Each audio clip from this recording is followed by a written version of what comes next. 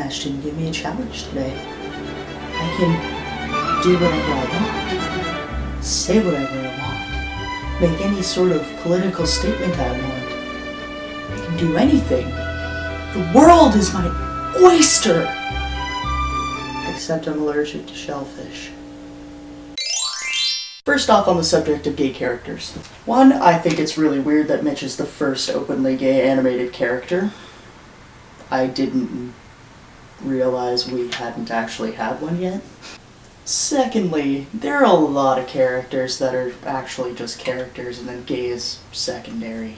I have a couple household names for you to illustrate my point. Meet Percival T. Lamoureux. He is the secondary character to Benjamin Linwood in the story Force Science. He is one of the lead designers of Lamoureux Aeronautics Company. He's rich, he's smart, he's dashing, and all that good stuff. And then you have Michael Asmodeus Powley, who is a Satanist, and he's a servant in the Linwood estate, and he's Percy's boyfriend. My balls, good sir.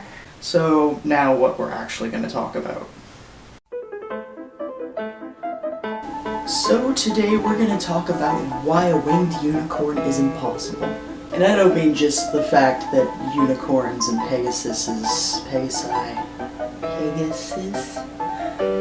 don't exist. I'm talking about like operating on like the assumption that they did exist even then. First off, Pegasus is a winged horse based in Greek myth.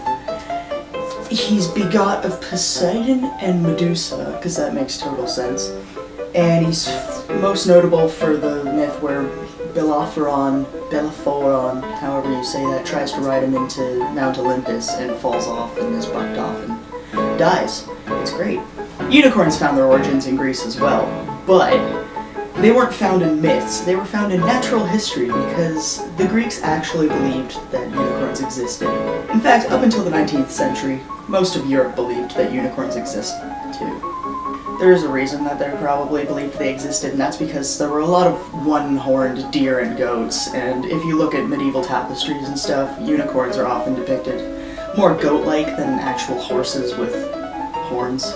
There were even people in the medieval ages who went unicorn hunting, so what they would do was they would have a maiden sit in a field and try and attract the unicorn to it, because it was said that unicorns would go to virgins and just sleep in their laps and stuff, and that would let the hunter try and take them.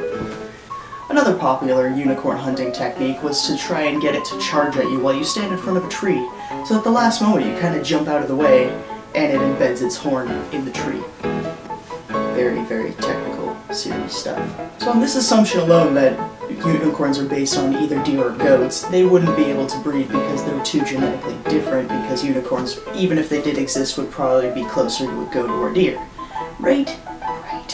So if the two happen to actually breed, it would be like some sort of hybrid animal, and those are generally sterile and not actually considered their own species, therefore a winged unicorn is not a thing that way. Also, breeding things for their looks seldom works out as planned, as shown with white tigers and all sorts of indigenous fauna. So yeah, those are my reasons why it couldn't happen. It would just be this horrible, malformed, ugly, sterile, unhappy creature that would probably die in childbirth, and it would just be awful. So you either have your unicorn or your Pegasus. You can't have your cake and eat it too. So Mash, since I don't have a challenge, it's not really fair of me to give you another challenge. And you still haven't done mine. I don't care, honestly, just show us your room, because like, you saw my room. I have a path from here to the door, and that's it. So, quit dicking around, and I'll see you next week.